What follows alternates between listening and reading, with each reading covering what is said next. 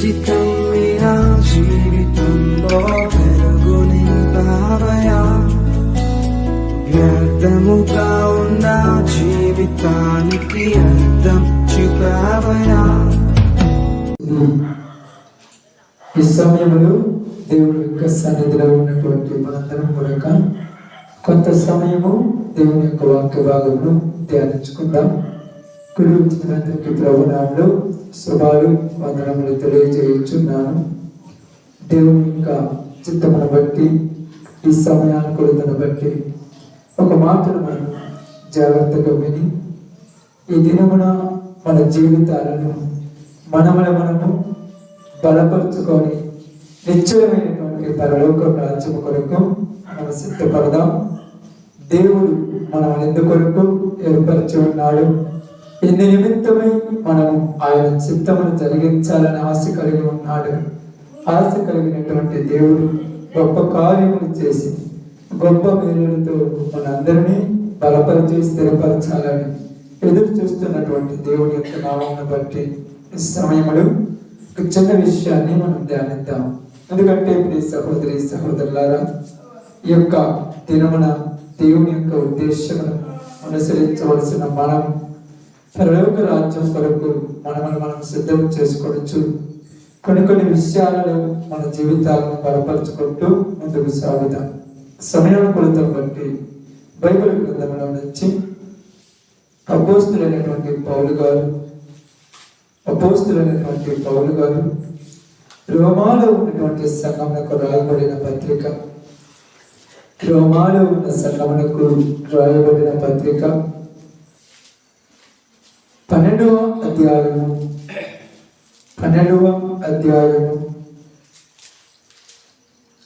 2వ వచనాన్ని జాగ్రత్తగా చదువుదాం. మీరు ఈ లోక మర్యాదను అనుసరింపక ఉత్తమమును అనుకూలమును సంపూర్ణమునై ఉన్న దేవుని చిత్తమేదో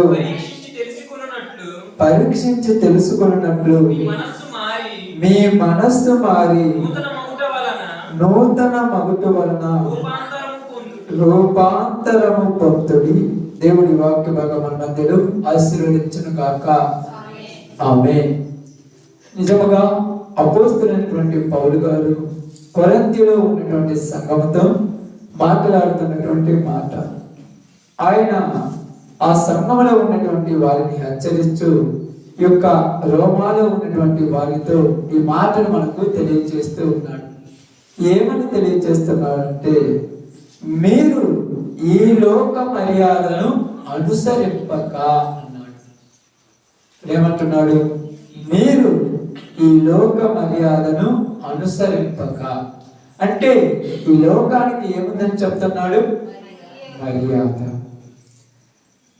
బైబిల్ గ్రంథంలో కొన్ని విషయాలు చదువుతున్నప్పుడు ఆశ్చర్యకరంగా ఉంటాయి, కొన్ని విషయాలు చదువుతున్నప్పుడు ఆలోచింపదగినట్టుగా ఉంటాయి.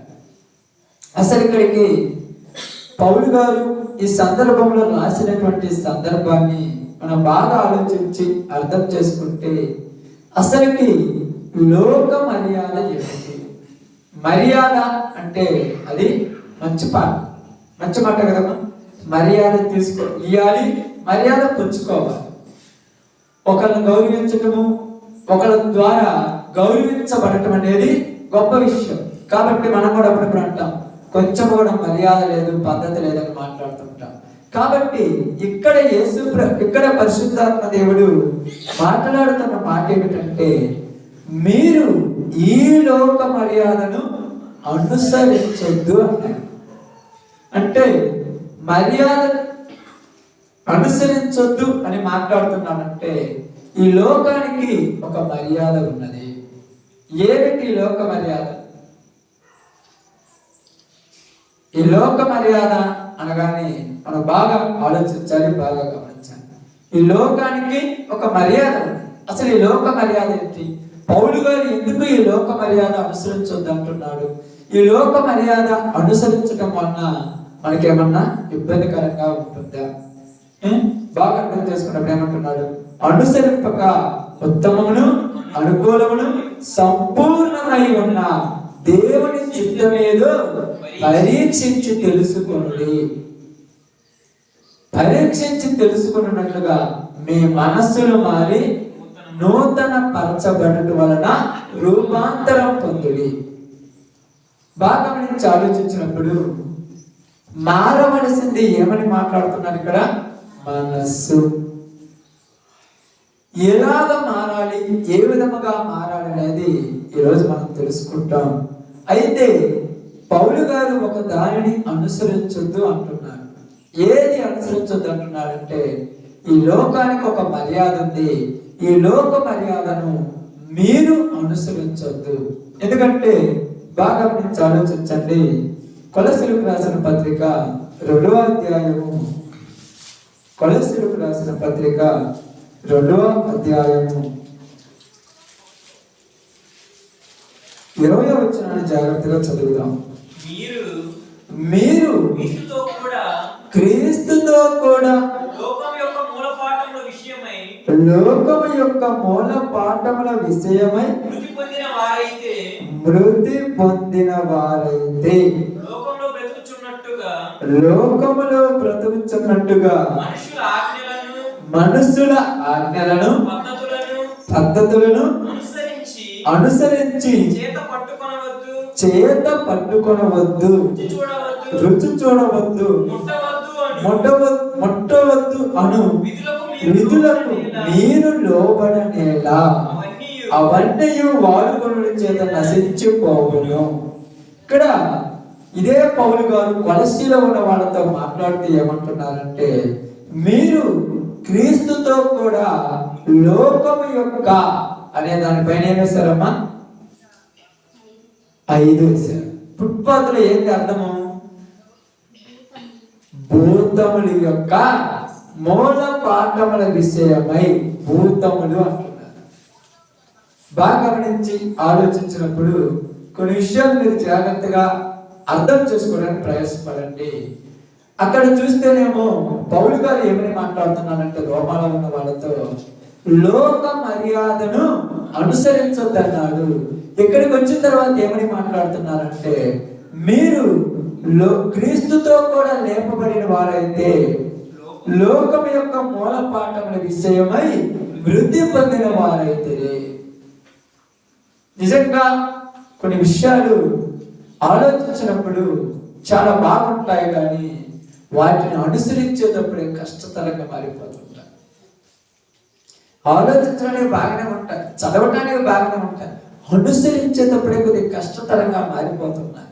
ఎందుకంటే భూమి మీద దేవుడు మనుషులను పుట్టించాడు. ప్రతి మనిషిని పుట్టించినప్పుడు ప్రతి వాని మీద దేవునికి ఒక ఆలోచన ఉన్నది. బాగా అర్థం చేసుకుంటున్నాం. ప్రతి మనిషి మీద దేవునికి ఏముంది? ఒక ఆలోచన ఉంది. ఎలాంటి ఆలోచన ఉందంటే, ఆదాము మీద ఉన్న ఆలోచనే మన మీద కూడా ఉన్నది. ఆదాములో ఉన్నటువంటి తత్వమే మనలో కూడా ఉన్నది. ఆదామును దేవుడు దేనికోసం నిర్మించాడో మనములను కూడా అందుకొరకే నిర్మించాడు. అయితే ఇక్కడ మనం అర్థం చేసుకోవాల్సింది ఏంటంటే, దేవుని చిత్తమును మనుషులు జరిగించాలి. ఎవరి చిత్తాన్ని జరిగించాలి? దేవుని చిత్తమును జరిగించాలి. అసలు దేవుని చిత్తం ఏదో తెలుసుకోవాలి, లోక మర్యాద ఏదో తెలుసుకుంటే మనకు బాగా అర్థమైపోతుంది. ఇక్కడ మీరు ఈ లోక మర్యాదను అనుసరింపక అనే మాట ఎందుకు రాశాడంటే, ఈ లోకం యొక్క మర్యాద ఏంటంటే, ఇక్కడ మనం చూసినప్పుడు మీరు క్రీస్తుతో కూడా లోకానికి ఒక తత్వం ఉంది, లోకానికి ఒక ఆలోచన ఉంది, లోకానికి ఒక పద్ధతి ఉన్నది, లోకానికి ఒక మర్యాద ఉన్నది. మనది కాదు, లోకం గురించి మాట్లాడుతూ ఉన్నారు. లోకానికి ఒక పద్ధతి ఉంది, లోకానికి ఒక ఆలోచన ఉంది, లోకానికి ఒక మర్యాద ఉన్నది, లోకం ఒక స్వభావం ఉన్నది. అందుకే ఇక్కడ మనం మాట్లాడుతూ ఆలోచించినప్పుడు లోక మర్యాదను అనే విషయాన్ని మనం ఎందుకు చెప్తున్నామంటే, ఈ లోకంలో ఉన్నప్పుడు బాగా విన్నాము, మీరు జాగ్రత్తగా. ఈ లోకంలో ఉన్నప్పుడు మీరు ఏ పని చేసినా ఏ దాన్ని చేయాలని పూనుకున్నా, ఎక్కడికి వెళ్ళాలని పూనుకున్నా, ఏది చేయాలన్నా లోకంలో మనం ఏమని ఆలోచిస్తామంటే వచ్చిన వారికి మర్యాద చేయాలి. ఎలా చేయాలి మర్యాద? ఎవరైనా చేయాలి చెప్పండి మర్యాద?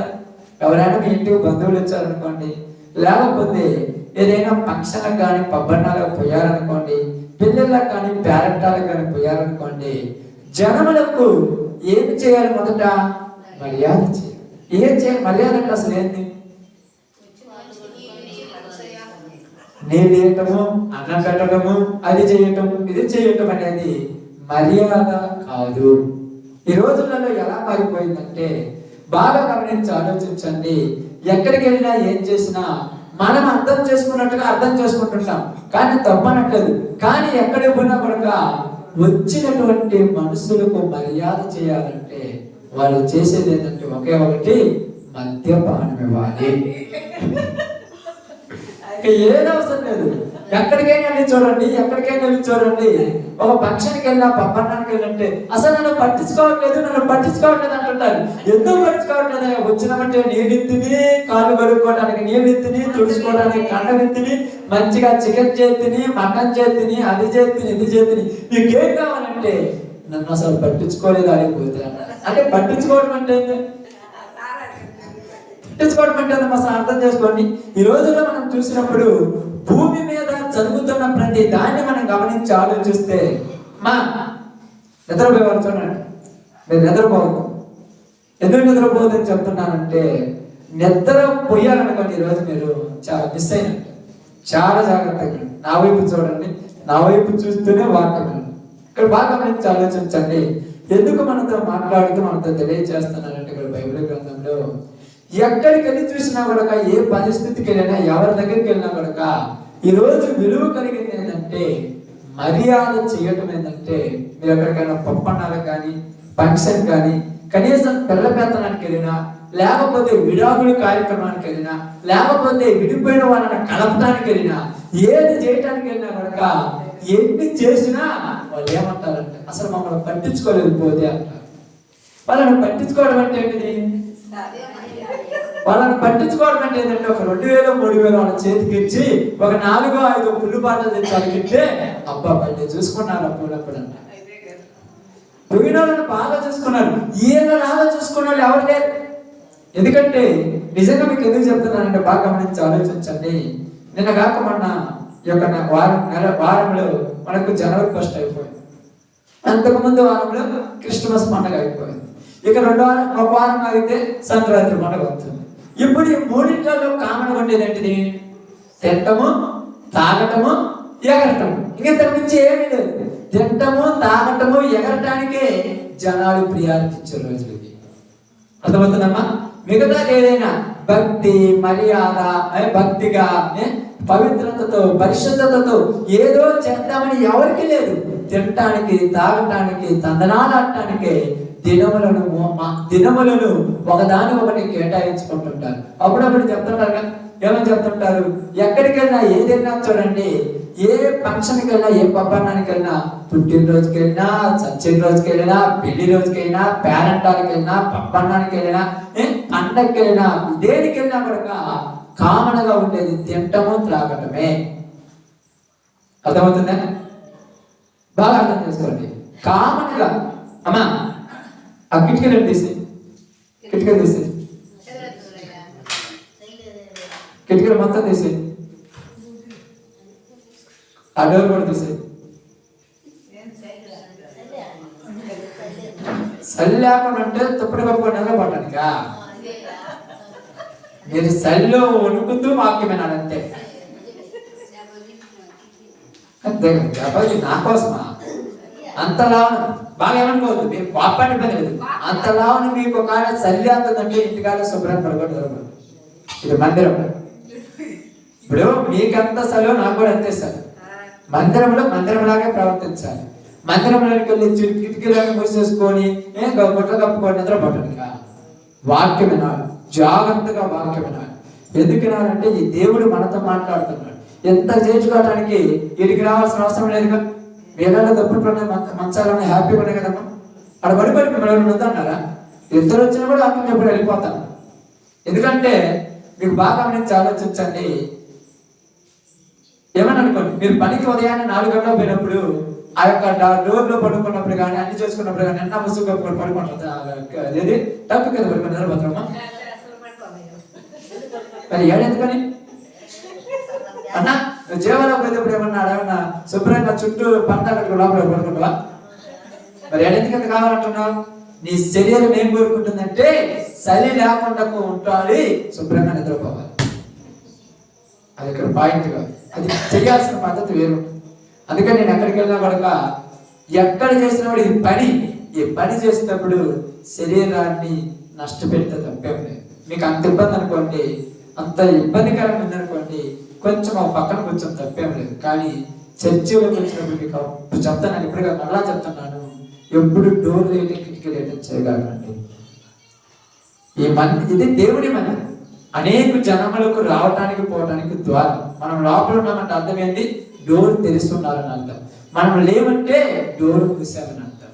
దేవుడి ప్రజలు లోపల ఉన్నప్పుడు డోర్లో పోయకూడదు. కాబట్టి మీకైతే తెలియదు కాబట్టి చెప్తున్నాను, ఏ మందిరంలోనికి వెళ్ళినప్పుడు కూడా డోర్లు పోయడానికి ప్రయాసపడగలగాలి. అది ఒక్కటి మనకు చేయగలను దయచేసి. ఓకే, కాబట్టి ఇక్కడ బాగా గమనించి ఆలోచించినప్పుడు బాగా అర్థం చేసుకోండి. ఇక్కడ విడుచున్నటువంటి సందర్భాన్ని మీరు చూసినప్పుడు లోకానికి ఒక మర్యాద ఉందంటున్నారు. ప్రతి చిన్నదానికి కూడా పెద్దదానికి కూడా మర్యాద కావాలి. ఎందుకు కావాలంటే నేను చెప్పాను కదా, పండగ వచ్చినా, పండగ వచ్చినా, కష్టం వచ్చినా, నష్టం వచ్చినా జనం మొత్తము ఆ ఇంట్లో మణి చచ్చిపోయి ఇంటిలో పాది కూర్చొని ఏడుతుంటే వాళ్ళ చుట్టూ తిరుగుతుంటారు. ఇంటొక దప్పు, అంటొక దిప్పు, ఇంటొక దిప్పు. ఏంటంటే ఏమి లేదు, ఏమి లేకపోతే ఏం తెలుస్తున్నా వాళ్ళు మణి చచ్చి వాళ్ళు ఏడుతుంటే మీరేంద్ర వాళ్ళ చుట్టూ తిరుగుతున్నారంటే నైట్ అంతా కాపలా కాయొద్దా? నైట్ అంతా కాపలా కాయడానికి ఏం చేయాలి? నిద్ర రాకుండా ఉండాలంటే ఏదో ఒక మర్యాద చేయాలి. చూడండి, కావాలంటే ఈ క్యాలెండర్ లో చూస్తున్నారు కదా, ఆ జనవరి 1వ తారీఖున స్టార్ట్ అవుతుంది పండగ, డిసెంబర్ 31వ తారీఖు దాకా రోజు ఒక పండుగ చేసుకుంటున్నాం. పుట్టినరోజు అని, చనిపోయిన రోజు అని, భార్య భర్తల రోజు అని, భార్యల రోజు అని, భర్తల రోజు అని, పిల్లల రోజు అని, తల్లిదండ్రుల రోజు అని, ఆ పండగ, ఏ పండగ, ఏ పండగ. వీటన్నిటిలో కామన్ ఉండేది ఏంటిది? తిండి త్రాగుడు, తిండి త్రాగుడు. ఇంకా ఏది కామన్ ఉండదు, ఎక్కడ ఏది ఉండదు. ప్రతి దానికి ఒక రోజు నిర్ణయించుకుంటారు. ఈ రోజు ఏంటంటే నీ పుట్టినరోజు. నీ పుట్టినరోజు కాబట్టి పుట్టినరోజు పూట కనీసం ఒక్క చుక్క ఉండదా? పుట్టినరోజు చేసుకోవాలంటే ఏం కావాలి? భయపడాలి. ఏం కావాలి? కేక్ కట్ చేసి నలుగురు సంతోషంగా పిలుచుకొని వాడిని ఆశీర్వదించే రోజులు కాదు ఇవి. ఆడి పుట్టినరోజు చేసుకోవాలంటే ఈ రోజు మీ ఇంట్లో పుట్టినరోజు కదా, చికెన్ వండుతున్నారా, మటన్ వండుతున్నారా? ఏదో చికెన్ తెచ్చామంటే అయితే థమ్సప్ ఉందా లేదా? కామన్ అయిపోయింది మర్యాద. చిన్న పని చేసినా, పెద్ద పని చేసినా తాగటానికి ప్రియారిటీ ఇచ్చే రోజులు. మీకు అర్థమవుతుందో కావటం లేదు. స్ప్రైట్ కానీ, లింకా కానీ, మజా కానీ ఇష్టపడరు జనాలు. థమ్సప్ ఎందుకు ఇష్టపడతారంటే దాంట్లో 15% ఆల్కహాల్ ఉంటుంది. థమ్సప్ తాగటం వల్ల తెలియని ఒక మైకంలోకి వెళ్ళిపోతాడు మనిషి, దానివల్ల తెలియని ఒక ఫీలింగ్ లోకి వెళ్ళిపోతాడు. అందుకని లెక్క కానీ స్ప్రైట్ తాగమంటే వద్దు అంటారు. దీంట్లో ఎందుకంటే తెలియనటువంటి ఆల్కహాల్ ఉంటుందని దాని మీద రాయటం జరుగుతుంది. తెలియని ఒక మైకంలోకి వెళ్ళిపోతారు. ఒక్కొక్కడు ఏమంటారు తెలుసా? 2 లీటర్లు తాగుతుంటారు, 1 లీటర్ తాగుతుంటారు, 2.5 లీటర్ తాగుతుంటారు. ఒక్కొక్కరు 4 గ్లాసులు తాగిన వాళ్ళు సరిపోతారు. ఎందుకు చెప్తున్నానంటే లోకానికి ఒక పద్ధతి ఉంది. ఆ లోక మర్యాదను మనం అనుసరించుకోవద్దు. ప్రతి చిన్నదాన్ని పెట్టుకొని, పెద్దదాన్ని పెట్టుకొని, ఏదో ఒకటి పెట్టుకొని తినడానికి, తాగటానికి, ఎంజాయ్ చేయటానికి అవసరాలు దిగే రోజులు. కానీ దేవుడు నన్ను ఈ భూమి మీదకి పంపించాడు, ఈ భూలోకంలోనికి నేను వచ్చాను, ఈ భూలోకంలోనికి వచ్చిన తర్వాత నేను జీవించే జీవితం వల్ల నన్ను పంపించిన దేవుడికి ఏమిటి ఉపయోగము అని ఆలోచించే వాళ్ళు ఉన్నారు? ఎవరైనా అర్థం చేసుకునే వాళ్ళు ఉన్నారా? ఎక్కడైనా ప్రయాసపడే వాళ్ళు ఉన్నారా? ఇదిగో నన్ను పంపించిన దేవా, నేను ఏమి చేయాలి, ఎందుకు నువ్వు నన్ను పంపించావని ఎవరైనా అడిగే వాళ్ళు ఉన్నారా? ఎవరు అడిగేవాళ్ళు లేరు. ఎందుకు దాని గురించి ఆలోచించేవాళ్ళు లేదు. ప్రతి వాడు ఎందుకు పుట్టాడో తెలియదు, ఎందుకు బతుకుతున్నాడో తెలియదు, ఎందుకు చచ్చిపోతున్నాడో తెలియదు. పుట్టి చచ్చిపోయిన మధ్య రోజుల్లో తింటము తాగటము, తింటము తాగటము, తింటము తాగటము. ఎందుకు తింటున్నావురా, ఎందుకు తాగుతున్నావంటే అది కూడా తెలియకుండా బతికే రోజులు. అందుకని యోహాను గారు తన సువార్తలో రాస్తూ మాట్లాడుతుంటాడు. యోహాను రాసినటువంటి మొదటి పత్రిక 2:16 అనుకుంటాం. స్తోత్రం. యోహాను రాసినటువంటి మొదటి పత్రిక 2:16 జాగ్రత్తగా చదవండి. లోకములో ఉన్నదంతయు అనగా శరీరాశయు, నేత్రాశయు, జీవపు డంబము. లోకములో ఉన్నదంతా శరీరాశ, శరీర కోరికల కోసం మనుషులు బతికే రోజులు. ఎక్కడ ఉన్నా, ఏది చేసినా, ఎవరు ఆలోచించినా, ఏది మాట్లాడినా శరీర ఆలోచన గురించి మాట్లాడుతుంటాడు కానీ వేరే దాని గురించి మాట్లాడేవాడు లేడు. ఉదయం నుంచి సాయంకాలం 3 గంటలు 4 గంటల దాకా కష్టపడి పని చేశాను. కష్టపడి పని చేయటం వల్ల శరీరం అలిసిపోయింది.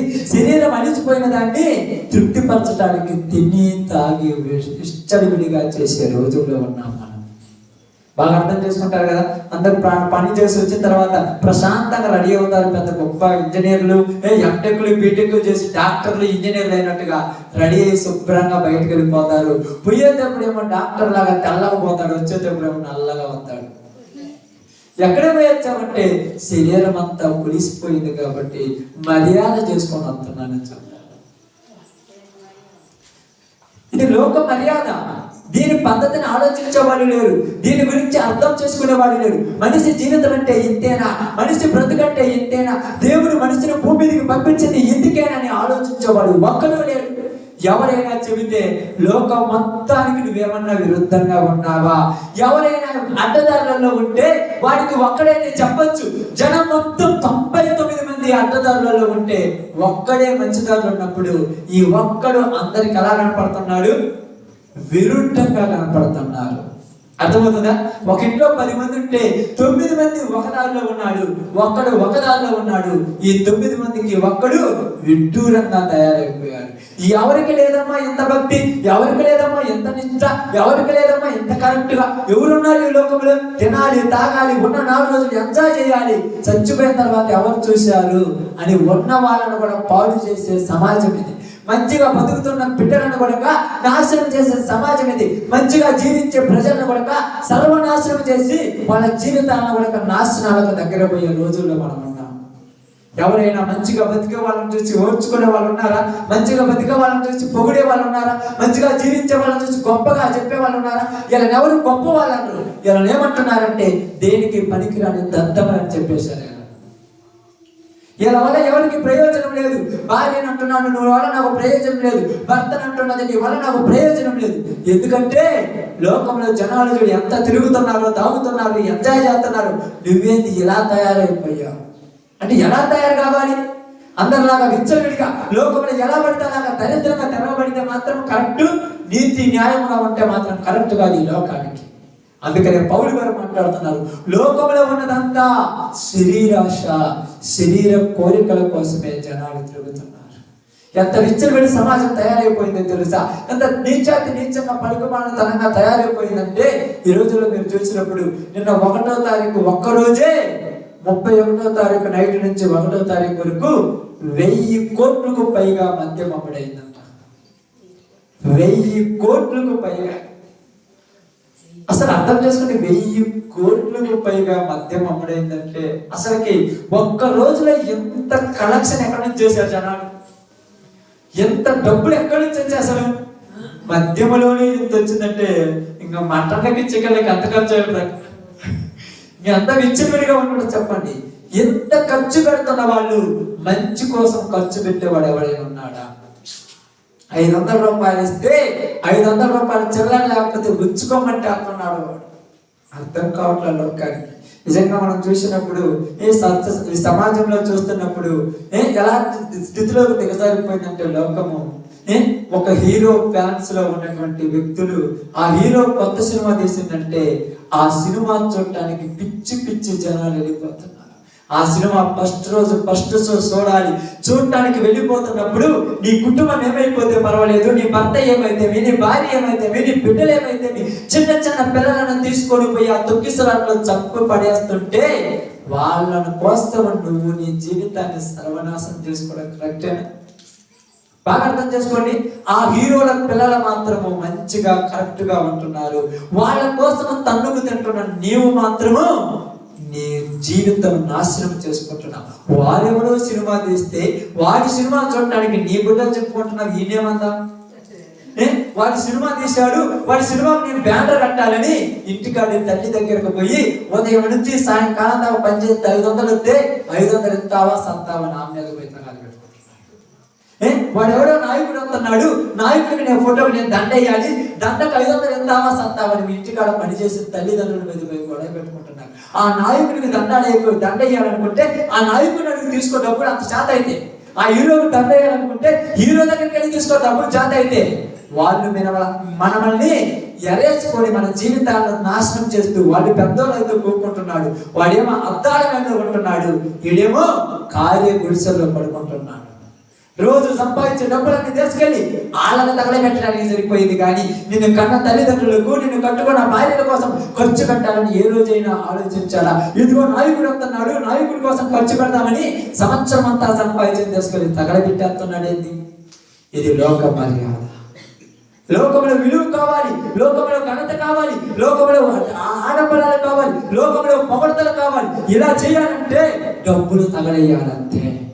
డబ్బులు తగలేయాలంటే ఎలా తగలేయాలంటే నన్ను నలుగురు పొగడాలంటే 10 మందిని తీసుకుని తాగుబోతులుగా తయారు చేసేయాలంతే. ఎక్కడికైనా వెళదాం లాంటి మీటింగ్లు జరుగుతున్నాయంటే మందు ఉంటుందా, విందు ఉంటుందా? పప్పన్న పెడుతున్నా మొక్క ఉండాలి, చుక్క ఉండాలి. ఆ మొక్క చుక్కలకు ఈ చిన్న చదువుకునే వయసులో ఉన్న పిల్లలని తీసుకెళ్లి వాళ్ళ యొక్క ఇష్టాల కోసం, కోరికల కోసం తాగుబోతులుగా, తిరుగుబోతులుగా తయారు చేసింది ఈ పనికి మాలినోడు కాదా? వాడి అవసరాల కోసం వాడు జనాల మీద పెత్తనం చేయడానికి చిన్న పిల్లల మెడలో కండవలేసి తీసుకెళ్లి వాళ్ళని త్రాగుబోతులు చేసింది వీళ్ళు కాదా? ఈ తల్లిదండ్రులు చెబితే ఇప్పుడు అంటారు వీళ్ళు, నా నాయకుడి కోసం చచ్చిపోతానంటాడు. ఆ నాయకుడు ఏమన్నా నిన్ను కన్నాడా, నిన్ను పెంచాడా, నిన్ను పోషించాడా, నీ కోసం ఏమన్నా చేశాడా, నీకు ఆస్తి ఇచ్చాడా, ఐశ్వర్యం ఇచ్చాడా, సంపదించాడా? ఏమి ఇవ్వలేదే. వాడి కోసం నువ్వు చచ్చిపోతున్నావంటే నీ తల్లి కోసం, నీ తండ్రి కోసం చచ్చిపోతానంటే ఒక పేరు ఉంటుంది. ఎవరు పనికి రానోడి కోసం నువ్వు చచ్చిపోవడం మీద నాకు అర్థం కాలేదు. అందుకని బైబిల్ ఇక్కడ ఏం చెప్తుందో తెలుసా? మనిషి వైపు పుట్టిన తర్వాత నీకు ఒక లక్ష్యం ఉండాలి. ఏమని లక్ష్యం ఉండాలంటే నేను మంచిగా జీవించాలనే లక్ష్యం ఉండాలి. ఈ రోజు లక్ష్యం లేని వాళ్ళు బతికేది జీవితంలో శుభ్రంగా తింటున్నారు, తాగుతున్నారు, దేనికి బతుకుతున్నారు, ఎందుకు బతుకుతున్నారు, వీళ్ళ వల్ల ప్రయోజనం ఏంటో తెలియటం లేదు. పెరిగి పెద్దవాళ్ళు అయిపోయిన తర్వాత పిల్లలకు అన్నారు, పిల్లలు పెద్దవాళ్ళు అయిన తర్వాత నాన్న ఇన్ని సంవత్సరాలు అమ్మా నువ్వు కష్టపడి సంపాదించారు కదా, మాకేమి తెచ్చిపెట్టావంటే ఏమీ లేదు నాయన, మీరు సంపాదించిన డబ్బులన్నీ వాళ్ళకి ఇచ్చి వాళ్ళు మిద్దెలు వాళ్ళని ఎకరాలు కట్టుకున్నారు, నన్ను తీసుకెళ్ళేది నాన్న ఈ యొక్క మురి గొంతులలో బండుగుతున్నామంటున్నారు. కరెక్ట్ గా చిన్న పిల్లలు ఉంటే వాళ్ళని కరెక్ట్ గా పడుకోబెట్టడానికి ఇల్లు కూడా లేదు ఇలాంటి వాళ్ళకు. వీళ్ళు మాత్రం ఒక 5,000 10,000 పెట్టి ఎక్కడో సినిమా హాల్ దగ్గర పెద్ద పోస్టర్లు పెట్టుకుంటున్నారు. అర్థం కావట్లేదు. వీళ్ళు తాగి తందనాడాడి పెద్ద బొమ్మలు వేసుకుంటున్నాడు. ఏంటి నీ జీవితంలో నువ్వు అడుగు ఒకసారి, నీ జీవితంలో నువ్వు గుర్తించి ఒకసారి నీ యొక్క తల్లిదండ్రుల విషయం కానీ నీ దేవుడి విషయం కానీ ఒకసారి ఆలోచించు. దేవుడి నీ గురించి ఎంత తపన చెందుతున్నాడు, దేవుడి నీ గురించి ఎంత బాధపడుతున్నాడు, దేవుడి నీ గురించి ఎంత ఏడుస్తున్నాడు. ఎందుకంటున్నాడంటే ఆడంబరాల కోసము, శరీరాశ, నేత్రాశ చూడటం కోసం సినిమాలు, శిఖాలు, రాజకీయాలని అవి చూడటానికి ఈ చూడటానికని నీ జీవితాన్ని నువ్వు తగలబెట్టుకుంటున్నావు. ఇందుకోసమైనా దేవుడు పుట్టించింది మనుషుల్ని, ఇందుకోసమైనా దేవుడు పంపించింది లోకానికి, ఇందుకోసమే నీ లోకంలో నేను జీవించమని చెప్పింది. నీ ఒక విలువ కలిగిన వాడిగా, గొప్ప అభివృద్ధిలోనికి, గొప్ప ప్రయోజకుడిగా నువ్వు మారి అనేకుల జీవితాలకు ఆదర్శంగా నువ్వు నిలబడాలని చెబితే నీ వల్ల ఎవరికి ప్రయోజనం ఉంది? వల్ల ఎవరికి ఉపయోగం ఉందమ్మా? నీ వల్ల ఎవరికి ప్రయోజనం ఉంది? ఎవరిని ప్రయోజకులుగా మారుతాం? వాళ్ళ చేతుల్లో వాళ్ళ యొక్క మన జీవితాలను తీసుకెళ్లి వాళ్ళ చెప్పు చేతుల్లో పెట్టేసి వాడు ఆడిస్తున్న ఆటలు, వాడు పాడిస్తున్న పాటలు, వాడి యొక్క ఏడుకలో ఉన్నటువంటి జనాంగం ఎవరు మార్చాలి, ఎవరు బాగు చేయాలండి, ఎందుకు పంపించాలండి? అందుకంటున్నాడు శ్లోకంలో ఉన్నదంతా శరీరాశ, నేత్రాశ, జీవపు డంబం. ఆడంబరాల కోసము, అంబరాల కోసము, ఘనతల కోసము, పొగడతల కోసం బతికే రోజులు ఉన్నారు జనాలు. అందుకనే ఇవి తండ్రి వలన పుట్టినవి కాదు. అందువలన చెప్తున్నాడు, మీరు క్రీస్తుతో కూడా వృద్ధి పొందిన వారైతే ఏటి విషయంలో? లోకము యొక్క మూల పాఠముల విషయంలో వృద్ధి పొందిన వారైతే. మీరు క్రీస్తుతో కూడా లోకం యొక్క మూల పాఠముల విషయంలో వృద్ధి పొందిన వారైతే ఏమని చెప్తున్నారు చూడండి, కొన్నిటిని చూడొద్దు, కొన్నిటిని తాకొద్దు, కొన్నిటిని ముట్టుకోవద్దు, కొన్నిటిని రుచి చూడొద్దు అను వాటికి మీరు లోబడనేలా? ఎంత అందంగా తెలిసినవాడు, ఎంత ఆడంబరం తెలిసినవాడు, ఎంత ఆ వైభవంగా పలికేటువంటి వాడు, ఎంత గొప్పవాడిగా మారినటువంటి ఈడు అది తాకొద్దంటే తాగుతాడు, అది తాకొద్దంటే తాకడు, ఇది చెయ్యొద్దంటే చెయ్యడు, అది కావద్దంటే కాదు, ఇది కావాలంటే కావాలి. అంటే మనుషుల పద్ధతులకు లోబడనేలా? రేపు మాకు మీకు అందరికీ తెలిసే తెలియదు, ఇప్పుడు కానీ చెప్పుకుంటారు ఏమంటారు తెలుసా? ఈ సంవత్సరము నా జీవితం ఎలా ఉంది, ఈ సంవత్సరం నా పేరు మీద ఎలా ఉంది, రేపు పొద్దున ఏం జరుగుతుందో నీకు తెలియదు, సంవత్సరంలో ఎలా ఉంటుందో చెప్తున్నాడంటే ఇది ఎంత పిచ్చోడు.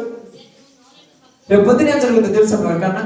రేపు ఉదయకాలానికి ఉంటామా లేదో తెలియదు, ఈ సంవత్సరం మీద నాకేం జరుగుతుందని చెప్పు. నా పేరు మీద బాగుందా? ఇప్పుడు వీడు తీసుకొస్తాడు, ఆ క్యాలెండర్ తీసుకొస్తాడు, క్యాలెండర్ లో డేట్ ఒకదాని తర్వాత తెస్తాడు. ఇదిగో ఇదిగో ఇదిగో నీ పేరు మీద బాగలేదు, నీకు బాగలేదు, నీకు బాగలేదు. ఎవరికి బాగుంది, ఎవరికి బాగలేదు? సంవత్సరంలో ఎవరికేం జరుగుద్ది, ఎవరికి ఎలా జరుగుద్ది నీకేమైనా తెలుసా?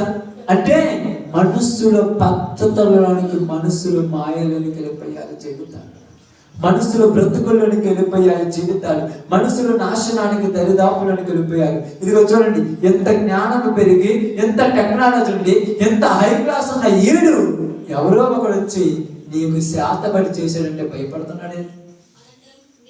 డాక్టర్లు, ఇంజనీర్లు, గొప్ప గొప్ప నాయకులు అయిపోయి, గొప్ప గొప్ప చదువులు చదివి, గొప్ప ఉన్నత స్థానంలోనికి వెళ్ళి, చంద్రమండలంలోని తిరిగి వచ్చిన గొప్ప మనుషులు కూడా ఎవరో ఒకడు వచ్చి తుమ్మినాడు, దగ్గినాడు, అందుకే నీకు ఇది చుట్టుకుందంటే వాడి మాటలకు భయపడుతున్నారేంటి? అసలు ఎలాంటి స్థితిలోకి వెళ్ళిపోయారు, ఎలాంటి పరిస్థితిలోకి వెళ్ళారు? అందుకే చెప్తున్నాడు, మారవలసింది మనస్సు. మీ మనస్సు మారి దేవుని చిత్తాన్ని తెలుసుకోవాలంట. దేవుని చిత్తం ఏమైంది? చూడండి ఎలా ఉంది బైబిల్ గ్రంథంలో నుంచి. హెబ్రీయులకు రాసిన పత్రిక, హెబ్రీయులకు రాసిన పత్రిక, బైబిల్ గ్రంథంలో నుంచి హెబ్రీయులకు రాసిన పత్రిక 10వ అధ్యాయం, 10వ అధ్యాయం త్వరగా చూడండి. 10వ అధ్యాయం 5వ వచనం నుంచి జాగ్రత్తగా చదువుతాం.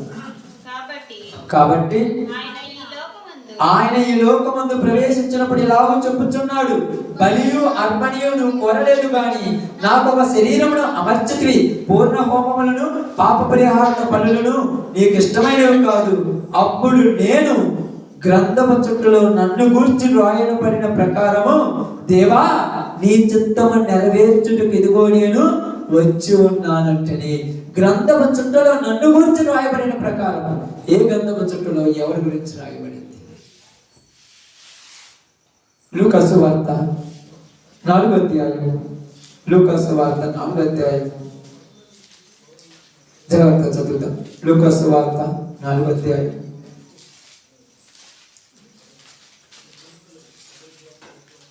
తీసారమ్మా. లూకాసు వార్త 4వ అధ్యాయం 16 నుంచి చదువుతాం. తరువాత ఆయన తాను పెరిగిన 4 ఏళ్లకు వచ్చెను. తన వాడును చొప్పున విశ్రాంతి దినమందు సమాజ మందిరంలోనికి వెళ్ళి చదువుటకై నిలిచి ఉండగా ప్రవక్త అయిన యెషయా గ్రంథము ఆయన చేతికి ఇయ్యబడెను. ఆయన గ్రంథము విప్పగా, ప్రభువు ఆత్మ నా మీద ఉన్నది, బీదలకు సువార్త ప్రకటించుటకై ఆయన నన్ను అభిషేకించెను, చెరలోనున్న వారికి విడుదలను, గుడ్డి వారికి చూపును కలుగునని ప్రకటించును, నలిగిన వారిని విడిపించును, ప్రభు యుద్ధవస్త్రం ప్రకటించుటకును ఆయన నన్ను పంపి ఉన్నాడని రాయబడిన చోటు ఆయనకు దొరికెను. ఆయన గ్రంథపు చుట్ట పరిచారమునకు కూర్చుండెను. సమాజ మందిరంలో ఉన్న వారందరూ ఆయనను తేరి చూడగా, ఆయన నేడు మీ వినికిడిలో ఈ లేఖనము నెరవేరినదని వారితో చెప్పసాగాను. ఇక్కడ ఎవరి గురించి రాయబడింది? యెషయా ప్రవక్త ఎవరి గురించి రాశాడు ఈ మాట? యేసు ప్రభువుని గురించి రాశాడు. అది కన్నాడు, గ్రంథపు చుట్టలో నన్ను గురించి రాయబడిన ప్రకారం ఏమని రాయబడిందంటే, ఇదిగో ప్రభు ఆత్మ నా మీద ఉన్నది, పేదలకు సువార్త ప్రకటించుటకు, నలిగిన వారిని విడిపించుటకు, బాధల్లో ఉన్న వారిని విడిపించుటకు, గుడ్డి వారికి చూపుని, రోగగ్రస్తులను బాగు చేయుటకును దేవుడు నన్ను పంపుకున్నాడు. నిజంగా ఆయన గురించి గ్రంథపు చుట్టలో రాయబడింది. మరి మనల గురించి గ్రంథపు చుట్టలో ఏమి రాయబడింది? అయ్యా, ఆయన దగ్గర అయితే ఆ గ్రంథం ఉన్నది. ఈ రోజు నా దగ్గర ఏ గ్రంథం ఉంది? 66 గ్రంథాలు కలిగిన పరిశుద్ధ గ్రంథం ఉంది. దీనిలో నిన్ను గురించి నన్ను గురించి ఏమి రాయబడింది? దీన్ని తెలుసుకుంటే తెలుస్తుంది, దీన్ని చదువుకుంటే తెలుస్తుంది, దీనిలో మనుషుల గురించి ఏమి రాయబడిందో తెలుస్తుంది. ఎక్కడికో లోకములోకి వెళ్ళి ఏదేదో చదివితే ఏమి చదవదు. అది ఏం చెప్పిందంటే, మనుషులను పాడు చేయమని చెప్పిన లోకం ఇది, మనుషులను వాడుకొని వదిలేయమని చెప్పిన లోకం ఇది, మనుషులను నీ అవసరానికి తొక్కి నువ్వు పైకి రమ్మని చెప్పిన లోకం ఇది. ఇప్పుడు చాలా మంది చదువుతున్నారు. ఏమి చదివినారంటే business, MBA, master of business application. ఏంటంటే బిజినెస్ చేయమని. అంటే ఏ బిజినెస్ చేయాలి? బిజినెస్ అంటే ఏంటి? బిజినెస్ అంటే ఏందమ్మా? ఒకరిని తొక్కేసి నువ్వు పైకి రా. బిజినెస్ అంటే అంతే. వ్యాపారం అంటే అలాగే, ఒకరి దగ్గర రూపాయి కొని నువ్వు 10 రూపాయలకు వాడికే అమ్మే. ఇదే కదా వ్యాపారం అంటే. మన దగ్గర రూపాయి కొంటాడు, మళ్ళా మనకే 10 రూపాయలకి అమ్మే అంటాడు. నిజంగా మీకు అర్థం కావాలని చెప్తున్నాను. ఇప్పుడు కంది కానీ, సజ్జలు కానీ, రాగులు కానీ, వరిగలు కానీ, ఆరికలు కానీ మన దగ్గర మనమే పండిస్తున్నటువంటి పంట మన దగ్గర 5 రూపాయలకు 10 రూపాయలకు కొనేసి మరలా అదే పంటను మనకి 50 రూపాయలకు 100 రూపాయలకు అమ్ముతున్నాడు. ఇస్తున్న మనం మాత్రం రెక్కలు గుద్దుకొని పంట నాకు ఎంత వచ్చింది అంత వచ్చిందన్నా తీసిన వాడు మళ్ళా మనకి రూపాయికి మళ్ళా 10 రూపాయలకు అమ్ముతుంటే పిచ్చి కుక్కల్లాగా వాడి దగ్గర కొనుక్కోవట్లేదు. మనం పిచ్చిగా కొనుక్కోవట్లేదు. ఏంటంటే పండించిన పంట నీ దగ్గర కొద్దిగా దాచిపెట్టుకుని తినడానికి ఉంటుంది. ఈ జ్ఞానం మనిషి దగ్గర ఉందా? అవసరం.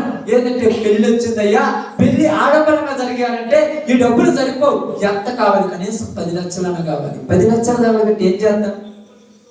పెళ్లిలో అడిగినట్టు 10 లక్షలకి ఏం చేసామంటే ఏం చేయమంటావు? అయ్యా, 1,00,000 2 లక్షల రూపాయలు తినటానికి తాగటానికి పోతాయి. 2 లక్షల రూపాయలంట తినటానికి తాగటానికి. ఇక 4 లక్షల రూపాయలు గుడ్డలకు చొమ్ములకే. మరి పెరుగుదలకు ఏమన్నా? అసలు పెళ్లి ఏమనుందా? మొత్తం దీనికే. అసలు ఎందుకు ఇంత చేయాలి? ఒక పద్ధతి, ఒక నీతి, ఒక న్యాయము. పెళ్లి చేసినప్పుడు పెళ్లి కుమారుడికి పెళ్లి కుమార్తెకి చెప్పవలసిన బాధ్యతలు కొన్ని చెప్పాలి. నువ్వు బ్రతుకు దినములన్నీ నీ భర్తకు నచ్చినట్టుగా, నీ భర్తకు లోబడి, నీ భర్త అడుగుజాడలో నడుచుకోవాలని నీ భార్యకు చెప్పాలి. భర్త కొడుక, నువ్వు బ్రతికినంత కాలం నీ భార్యని ప్రేమించాలి. లోకంలో ఎటువైపు చూడకూడదు. నువ్వు బ్రతికినంత కాలం నీ భార్యను పోషించి ఆమె జీవితాంతము మీ పిల్ల పాపలతో వెళ్తెళ్ళాలి. ఈ మాటలు చెప్పి పిల్లాడైందా? ఎక్కడైనా ఈ విషయం అసలు నీతి మాట చెప్పే పెళ్లిళ్ళు జరిగే రోజులు ఉన్నాయా? అందుకని పెళ్లిళ్ళు జరుగుతాయి. 2 సంవత్సరాలు 3 సంవత్సరాలు ఇష్టం వచ్చినట్టు కుక్కల్లాగా పందుల్లాగా పొడిలాడతారు. తర్వాత నాకు భార్య నచ్చలేదు, నాకు భర్త నచ్చలేదు. ముందెందుకు నచ్చారు, ఇప్పుడు ఎందుకు నచ్చలేదు? అసలు పెళ్లిలో పరమార్థం ఏంది? ఏది పెళ్లి అంటే? ఎంత ఖర్చు పెట్టి పెళ్లి చేసావే, నీ పిల్లల్ని ఏమన్నా సంతోషం ఉంటున్నారా? ఎందుకయ్యా పెళ్లి అంటే? వచ్చిన వాళ్ళందరికీ మర్యాద చేసి పంపించావు. అసలు మర్యాద ఉంది, అసలు విలువ కలిగినటువంటి సమాజం అనేది. అందుకే చూడండి, బాగా గమనించి ఆలోచించండి. మనకు ఈ గ్రంథం ఏమి నేర్పుతుందంటే మనిషి ఎలా జీవించాలో నేర్పించేది ఈ గ్రంథం. 66 గ్రంథాలు కలిగినటువంటి పరిశుద్ధ గ్రంథము నువ్వు తెలుసుకున్నప్పుడు ఎలా బ్రతకాలో తెలియజేస్తుంది. భర్త ఎలా ప్రవర్తించాలో చెబుతుంది, భార్య ఎలా ప్రవర్తించాలో చెబుతుంది, పిల్లలు ఏ విధంగా పెరగాలో చెబుతుంది. మీరు చిన్న వయసు నుంచి పెరిగి పెద్దవాళ్ళు అయ్యేటప్పుడు ఎందుకు పెరుగుతున్నారు, ఎందుకు బ్రతుకుతున్నారు, ఎందుకు జీవిస్తున్నారని ఈ బైబిల్ గ్రంథం తెలియజేస్తుంది. సమీయులు తన తల్లిదండ్రుల దగ్గర పెరిగినప్పుడు ఎంత పద్ధతిగా పెరిగాడో మనందరికీ తెలుసు. యేసు ప్రభు వారు తన తల్లిదండ్రుల దగ్గర పెరిగినప్పుడు ఎంత పద్ధతిగా పెరిగాడో మనందరికీ తెలుసు. జకరియా ఎలిజబెత్ దగ్గర యోహాను ఎలా పెరిగాడో మనకు తెలుసు. కానీ ఈరోజు సమాజంలో అలాంటి వాళ్ళు కనపడుతున్నారు.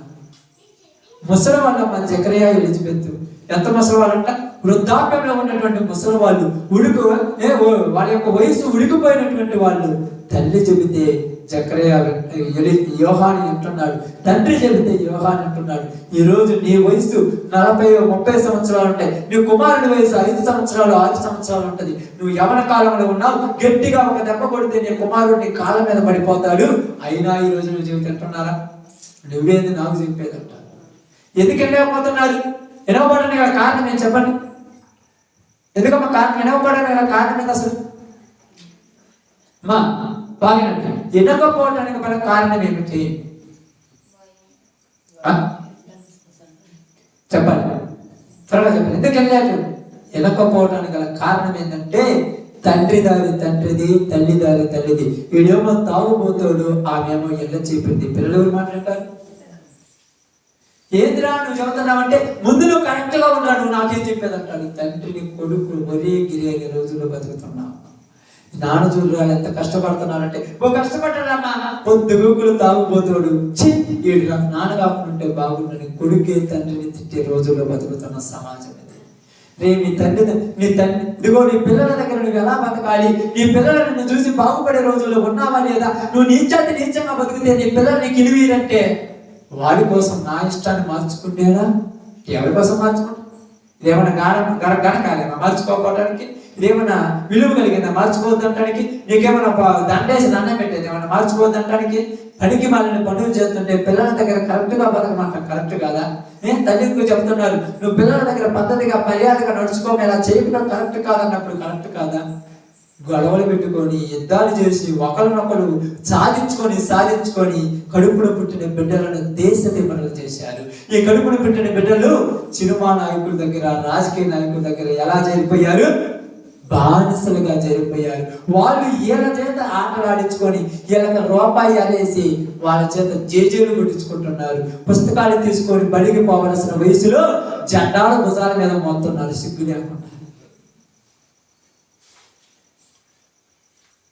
ఏం చేయాలి? ఎవరు మార్చాలి అంటే మార్చేది ఎవరు లేరు. మారిపోయింది సమాజం. మార్చేవాడు ఎవరు లేరు. కావాలంటే చూడండి, నేను 1వ తారీఖు మన అందరం చూస్తున్నాం. ప్రపంచం మొత్తం ఏం చెప్పారు తెలుసా? ప్రపంచం మొత్తం happy new year, happy new year. ఎవరి కుటుంబంలో ఉన్న హ్యాపీ ఉందా? సంతోషం. ఎవరి కుటుంబంలో ఉన్న సంతోషం ఉందా? ఒక తల్లి దగ్గర కానీ తండ్రి దగ్గర కానీ మీరు అడిగితే హ్యాపీ న్యూ ఇయర్ మమ్మీ అని అడిగితే ఏమి సంతోషం ఉందిరా? ఆరోగ్యం అంతా క్షీణించిపోయింది, ఉన్న డబ్బులంతా నేను చదువుకు పెట్టాను, నువ్వేమో చదువు అని చెప్పి దేశదిమ్మరమై తిరిగిపోయావు. ఉద్యోగం లేదు, ఉద్యోగం లేదు, నువ్వు కరెక్ట్ గా చదువుకునే పొజిషన్ లో లేవు. నీకు పెళ్లి చేద్దామంటే పెళ్లి చేస్తే భార్యను పోషించుకుంటావా లేదు. ఈ సమయంలో నువ్వు వచ్చి హ్యాపీ న్యూ ఇయర్ చూస్తే ఏమి సంతోషంలో నాకు తల్లిదండ్రులు మాట్లాడినప్పుడు వీడు మాత్రం రోడ్ల మీద రికార్డ్ డాన్సులు పెట్టుకొని కుక్కలాగా సిద్ధులేస్తూ హ్యాపీ న్యూ ఇయర్ గద్దులేస్తుంటే అసలు నీకు సిగ్గుగా ఉండాలి ఈ మాట అంటానికి. ఆ తల్లికి ఉదయం నుంచి సాయంకాలం దాకా పని చేసి వచ్చిన తర్వాత కడుపు తిప్పిపోతూ ఆ రోగం చేత మాత్రలు వేసుకుంటేనే బతికే రోజులు. ఆ మాత్రలు వేసుకోకపోతే ఊపి రాకపోతుంది. మాత్ర వేసుకొని పనికి పోయి వచ్చి డబ్బులు తీసుకుంటే పార్టీ చేసుకోవాలి 500 ఇవా అని అడుగుతున్నా. ఎందుకురా పార్టీ అంటే కొత్త సంవత్సరం వచ్చిందేమో. ఈ రోజు కొత్త సంవత్సరం పార్టీ అన్నావు, రేపేమో ఫ్రెండ్ పుట్టినరోజు పార్టీ అన్నావు, ఎల్లుండేమో స్కూల్స్ అయిపోయాయి పార్టీ అన్నావు, తర్వాత ఆ పండగ అన్నావు, ఈ పండగ అన్నావు. నువ్వు బాగుపడింది ఎదురని అడిగితే చెబుతరా? నువ్వు ఏం చేసావురా ఇన్ని రోజులంటే చెప్పేవాళ్ళు ఎవరు ఉన్నారు? ఎందుకంటే ఒక్కరు కూడా బాధ్యత లేకుండా బతుకుతున్నారు. ఒక్కలైనా కుటుంబంలో తల్లి అయినా తండ్రి అయినా పిల్లలైనా ఒక్కలైనా బాధ్యతగా బ్రతికితే ఇది బాధ్యత కలిగింది అని చెప్పుకుంటారు. ఏదో ఆ రోజు సంతోషం కోసం ఏం చేస్తారు తెలుసా? 24 పో, 25 రా. ఏం చేయడానికి? బాయ్ టాటా. ఏమి సాధించామని బాయ్ చెప్తున్నారు 24కి. ఏదైనా ఒక్కటైనా మంచి కార్యం ఏమన్నా సాధించారా? ఆడ ఎలా రాసుకుంటారు తెలుసా? రంగులు పెట్టుకొని బాయ్ 24, వెల్కమ్ 25. ఎందుకు? పూర్తిసారి సగం చెడిపోయాను, 25లో పూర్తిగా సర్వనాశనం అయిపోతానని. బాగుపడే మాటలు లోకానికి దొరకటం లేదమ్మా. బాగు చేసేటువంటి వాళ్ళు లోకానికి కరువైపోయారు. 25 వచ్చింది, ఈరోజు ఒక్కరోజు ఏం చేయడానికి? ఒక్కరోజు ఏం చేయడానికి అమ్మా? ఎవరు ఒక్కరోజు ఏమన్నా ఎందుకు? సాధించినంత నాశనం చేసేస్తారు. అయ్యో పాపం కొత్త సంవత్సరమే, కొత్తగా సంతోషం ఉందామని, ఆనందంతో ఉందామని చికెన్ తెచ్చుకొని, మటన్ తెచ్చుకొని, వండుకొని పిల్ల పాపంతో తిందామని ఎదురు చూస్తుంటే ఈ మూలకు కూడా భర్త ఏమో ఒక రకంగా వస్తే, ఈ మూలకు కూడా కొడుకేమో మరో రకంగా వస్తే, ఇంట్లో ఉన్న పిల్లలేమో మరొక రకంగా ఉంటే ఆ వండిన కూడు కుక్కలకి వేయటం తప్పితే ఏం చదువుతుందమ్మా? ఇప్పుడు ఇంట్లో హ్యాపీ న్యూ ఇయర్ చదువుదామా? ఇంట్లో హ్యాపీ న్యూ ఇయర్ చెప్పడానికి సంతోషం ఉంటుందా? ఏది అసలు హ్యాపీ న్యూ ఇయర్ అంటే అర్థమైంది అసలు ఎవరికైనా తెలుసు. ఎందుకంటే తినటానికి, తాగటానికి. అప్పుడప్పుడు ఏమంటారు తెలుసా? పండగ రోజు కూడా ఎందురా, ఏంది పండగ, అసలు ఏమైపించింది, ఏం అర్థమైంది లోకానికి? అందుకని ఇక్కడ దేవుడు ఏమని మాట్లాడుతున్నారంటే, ఇదిగో మీరు దేవుని చిత్తాన్ని నెరవేర్చడానికి దేవుడు మిమ్మల్ని పంపించాడు. దేవుడికి ఒక ఉద్దేశం ఉంది. ఏమంటున్నారంటే, గ్రంథవచనంలో నన్ను గురించి రాయబడిన ప్రకారం, ఆయనను గురించి గ్రంథవచనంలో రాయబడిన ప్రకారము మనవలను గురించి కూడా పరిశుద్ధ గ్రంథంలో రాయబడింది. మనవల గురించి కూడా దేవుని గ్రంథంలో రాయబడింది. ఏమని రాయబడింది అంటే, నా చిత్తం ఏమిటో అడిగి తెలుసుకోండి. ఎవరి చిత్తం అంట? దేవుని చిత్తం. ఆయన చిత్తం ఏంది? ఆయన ఉద్దేశం ఏంది? ఆయన యొక్క ఇష్టానుసారంగా బతకడం అంటే ఏంది? అసలు ఎవరు నేర్పిస్తారు? ఎవరు మార్చే వాళ్ళు ఉన్నారు? ఎవరు చెప్పే వాళ్ళు ఉన్నారు? సమాజం అంతా కూడా సర్వనాశనం అయిపోతుంది. అంతా కూడా నాశనానికి దరిదాపులకు వెళ్ళిపోయిన రోజుల్లో ఉన్నాం. ఈ రోజులలో క్రొత్త అనే దానికంటే బతుకు జీవితంలో ఇంకా ఆ బాధలు ఎప్పుడు పోతే ఎదురు చూసే వాళ్ళు ఎక్కువ ఉన్నారు ప్రతి ఇంట్లో. కొత్త సంవత్సరం వచ్చిందని సంతోషపడే వాళ్ళు కాదు, నాకు ఉన్న ఈ బాధలు ఎప్పుడు పోతాయి, నాకున్న ఈ కష్టాలు ఎప్పుడు పోతాయి, నాకున్న ఈ వేదనలు ఎప్పుడు పోతాయని ఆదరించే కుటుంబాలుగా, ఆదరణ కోసం ఎదురు చూస్తున్న కుటుంబాలు. ఎక్కడుంది ఆదరణ చెప్పండి? ఏ ఇంటికాడికి పోతే ఆదరణ కనపడుతుంది, ఏ ఇంట్లోకి పోతే సంతోషం కనపడుతుంది, ఎవరి దగ్గర పోతే ఆనందంగా ఉండే కుటుంబాలు కనపడుతున్నాయో చూడండి. అందుకని ఇక్కడ పౌలు గారు ఏమంటున్నారంటే చూడండి, బాగా గమనించి ఆలోచించండి. కొలస్సీయులకు రాసిన పత్రిక 2:8 మాట్లాడుతూ ఉన్నాడు. చాలా జాగ్రత్తగా చూడండి. కొలస్సీయులకు రాసిన ఆయనను అనుసరింపక మనుషుల పారంపర్య ఆచారమును అనగా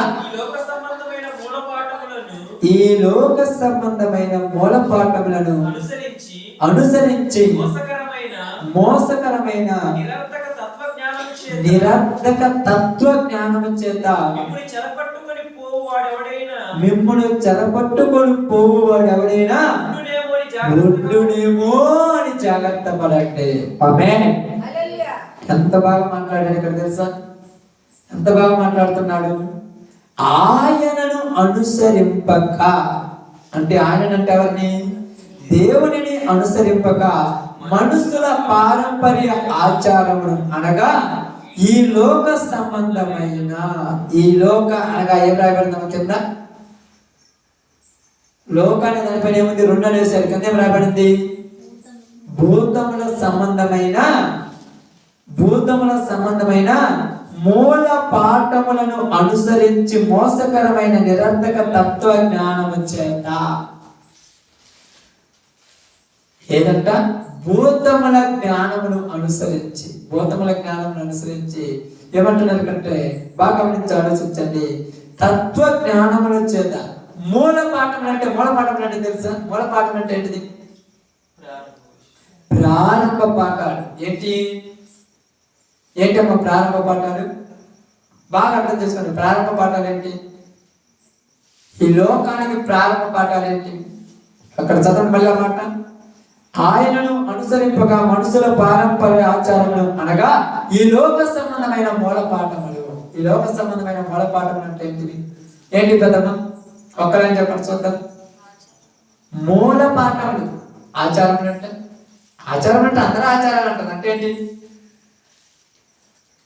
ఎంత తాగినోడికి, ఎంత తినేవాడికి, ఎంత పాపం చేసేవాడికి ఏమంటే భయం తెలుసా? మీ ఇంటి కాడ నుంచి నేను వస్తుంటే మీ ఇంటి ఒక నల్లటి దారము, ఎంటకలతో నేయబడిన దారం కట్టిపోయారు ఎవరాడా. ఎందుకంటే అసలు ఏదైనా చూసావా? అందుకే 3 వారాల నుంచి నా ఒంట్లో అసలు బాగుండటం లేదు. అందుకే 3 వారాల నుంచి నా భార్య భర్తల మధ్య సఖ్యతే ఉండటం లేదు. అయితే అది బావాలంటే ఏం చేయాలంటే వాడేం చెబుతానంటే దాని కిరుగులు నేను ఇస్తానప్పుడు వాడు వినసపోతున్నాడు. తాగేవాడికి ఇదంటే భయం ఏంది? తాగుడంటే భయం లేదు, కానీ ఇదంటే భయం తెలుసా మనుషులకి? రే ఇది దిట్టు తగులుతుంటే ఎడంకాడుకో నల్లదారం కట్టుకొని పోమంటున్నాను. ఎంత అజ్ఞానంలో ఉన్నారు. తుమ్మితే పోకూడదు, తగ్గితే పోకూడదు, పిల్లి ఎదురొచ్చే పోకూడదు, కుక్క ఎదురొస్తే పోకూడదు. మరి ఏమి ఎదురుతే పోవాలి? ఏమి ఎదురుతే పోవాలి? ఉండేది మన నాన్న ఊర్లో ఉన్నప్పుడు పిల్లులు రాకుండా పుల్లులు అవుతాయా? పుల్లులు ఎదురుతే అసలు ఉంటామా? పిల్లులు ఎదురు రాక, కుక్కలు ఎదురు రాక, నక్కలు ఎదురు రాకుండా మళ్ళా ఇలా చూస్తే గొప్ప గొప్ప ఇలా చూస్తే ఒక లెవెల్ కలిగిన వాళ్ళు వీళ్ళ మాటలు ఇట్టానేమో లోకాన్ని తిప్పలు పెట్టేవాళ్ళు వీళ్ళు అంటారు అలా ఎదురవుతుంది పోవద్దు. పెద్ద నాయకుడు వల్ల ఎదురవుతుంది బావా. శుభశకనాలు జరగాలంటే దేవుడు నిన్ను బాగు చేయాలి, కానీ మేలు చేయవలసిన వాడు దేవుడే. అక్క జాగ్రత్తగా నిద్రపోతారు బాబు, బాగా ఆలోచించండి. మేలు జరిగించేది దేవుడే. అందుకే ఇక్కడ ఏమని మాట్లాడుతున్నానంటే ఈ లోకం యొక్క మూల పాఠముల తప్పి ఎవరైనా మిమ్మల్ని మరలా ఈడ్చుకుపోతారేమని జాగ్రత్త పడండి. ఈరోజు మనుషులకి దేవుడు అంటే భయం బొత్తిగా చచ్చిపోయిందమ్మా. లోకం అంటే భయం ఏర్పడిపోయింది. లోక ఆలోచనలు అంటే భయము, లోక పద్ధతులంటే భయము, లోక ఆచారాలంటే భయము. ఎంత లాభంతో ఆగిపోతుంటాడు. ఆడ 3 నిమ్మకాయలు ఆ రోడ్డు మీద వేసిపోతే తాగుతారమ్మా పక్కన ఏముంది అంటానంటే ఇంత నెసలో ఉన్నావు, ఇంత కైపులో ఉన్నావు, ఆ నిమ్మకాయలు ఆ మిరగాయలు ఏముంది అంటే అంత భయం వచ్చాడండి. దేవుడంటే భయం లేదు, కానీ ఇవంటే భయం. ఇవి భయం ఎందుకంటే ఇవి మనిషికి బుద్ధి చెప్పవు, ఇవి మనిషిని బుద్ధిగా మార్చమనవు, ఇవి మనిషికి మంచి మార్గంలోనికి వెళ్ళమని చెప్పే కాదు. కాబట్టి ఈరోజు మనందరితో దేవుడు మాట్లాడుతున్నాడు. బాగా గమనించి ఆలోచించండి, చాలా జాగ్రత్తగా గమనించండి. హెబ్రీయులకు రాసిన పత్రికలో మాట్లాడుతున్నాడు, అదే మాట్లాడుతున్నాడు. చూడండి 10వ అధ్యాయం 9వ వచనము 10 చదివారు కదా, 5 చదివిన తర్వాత చెప్పండి 6వ వచనం 5 చదివారు కదా, 9 నుంచి చదవండి. ఆయన నీ చిత్తము నెరవేర్చుడికి ఇదిగో నేను వచ్చి ఉన్నానని చెప్పుచున్నాడు. ఇవన్నీ ధర్మశాస్త్రం చొప్పున అర్పింపబడుతున్నవి. ఆ 2వ దానిని స్థిరపరచుటకు మొదట దానిని కొట్టివేయుచున్నాను. యేసుక్రీస్తు యొక్క శరీరం ఒక్కసారి అర్పింపబడుట చేత ఆ చిత్తమును బట్టి మనము పరిశుద్ధపరచబడుచున్నాము. మరియు ప్రతి యాజకుడు దినదినమున సేవ చేయుచు పాపములన్నిటినీ తీసివేయలేని ఆ బలులనే మాటికి అర్పించుచు ఉండును. ఏదైతే పాపముల నిమిత్తమై సదాకాలము నిలిచి ఒక్క బలిని అర్పించి అప్పటి నుండి తన శత్రువులు తన పాదపీఠములుగా చేయబడి వరకు కనిపెట్టుచు దేవుని కుడి పార్శ్వమున ఆసీనుడు ఆయను. ఆమేన్. ఎంత బాగా మాట్లాడుతున్నాడు. ఎందుకోసం యేసుప్రభు వచ్చాడంటే అనేకులను రక్షించుట కొరకు. అనేకులు తత్వజ్ఞానం చేత మూల పాఠముల తట్టు పనికి మాలిన లోకములు నిజాతి నిత్యమైన జీవితాలను జీవిస్తుంటే వాళ్ళ కుటుంబాలకు ఆదరణ కావాలి, వాళ్ళకు మంచి మార్గములు కావాలి. అందుకని లోక 19:10 మాట్లాడతాడు, నశించిన దానిని వెతికి రక్షించుటకు మనుష్య కుమారుడు వచ్చాను. నశించిన దానిని వెతికి రక్షించడానికి ఆయన వచ్చాడు.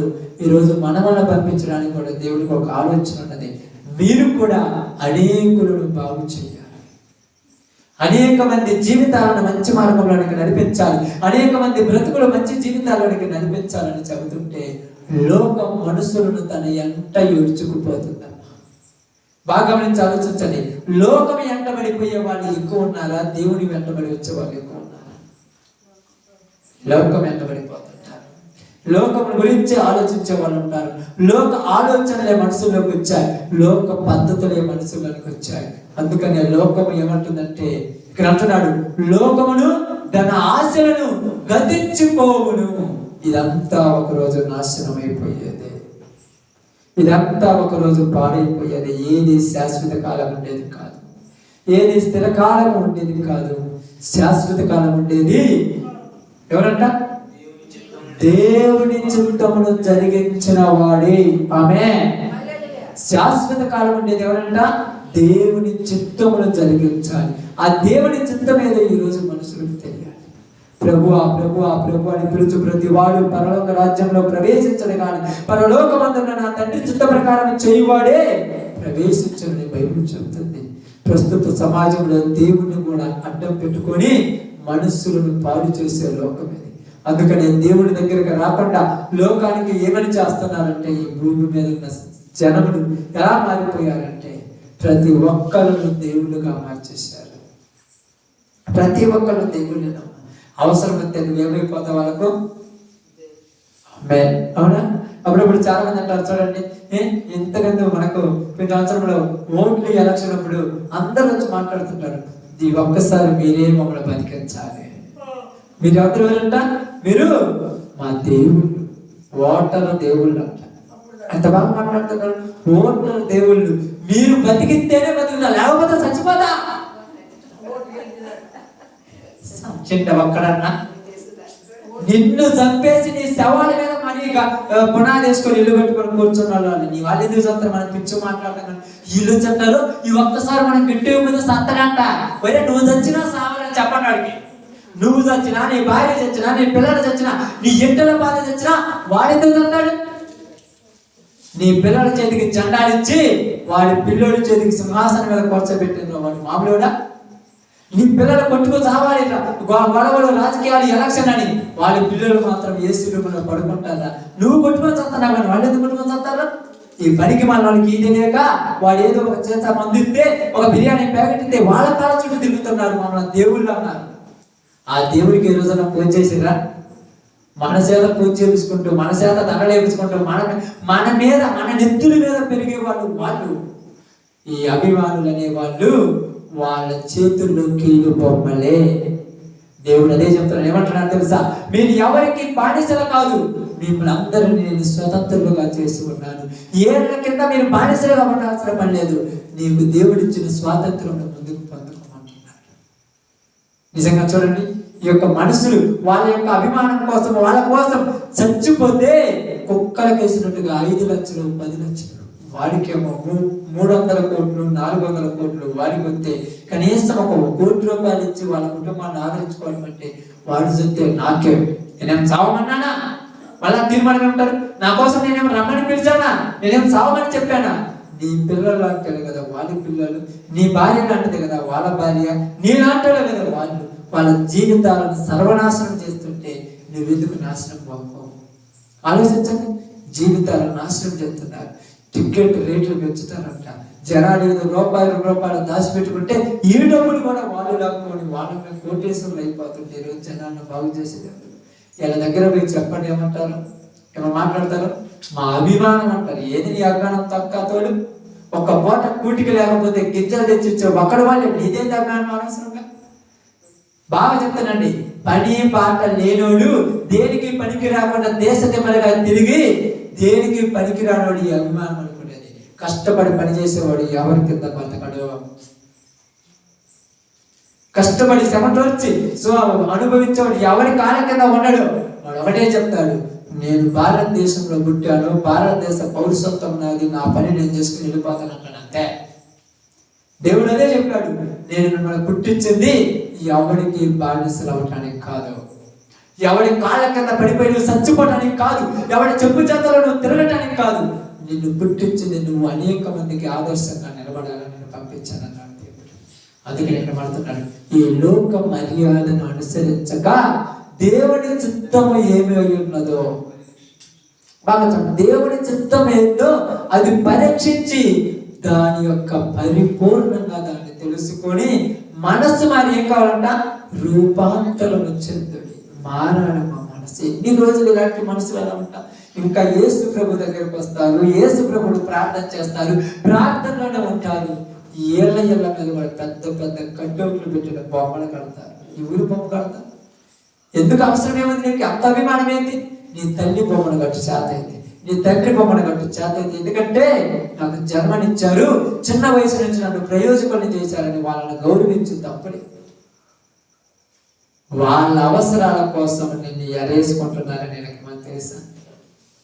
వాళ్ళ కోరికల కోసం నిన్ను ఎరేసుకుంటున్నారని తెలుసా? ఇప్పుడు ఏమంటాడు తెలుసా? నాకు ప్రయోజకుడు చేశాడు, నాకు ఉద్యోగం ఇచ్చాడు. నువ్వు చదివితే నీ టాలెంట్ వచ్చింది ఉద్యోగం, ఊరో ఇత్తే వచ్చింది కాదు. ఎవరో ఇత్తే ఉద్యోగం వస్తే నీ కుటుంబాన్ని కూడా వాడికి రేపు తాకట్టు పెట్టాను అంతే. కష్టపడి చదివి ఉద్యోగం తెచ్చుకున్నాడు ఎవడి కాళ్ళ కింద తాకట్టుగా ఉన్నాడు. ఎవడో ఉద్యోగం పారేస్తే జీవితాంతం మన కాళ్ళ కింద పడి ఉన్నాడు అంతే. భార్య చస్తుంది, పిల్లలు చచ్చిపోతున్నారన్నా నాయకుడు పిలిచాడు, వెళ్ళిపోవాలని పోయే రోజులు. మా హీరో వస్తున్నాడు, వెళ్ళిపోతానంటాడు.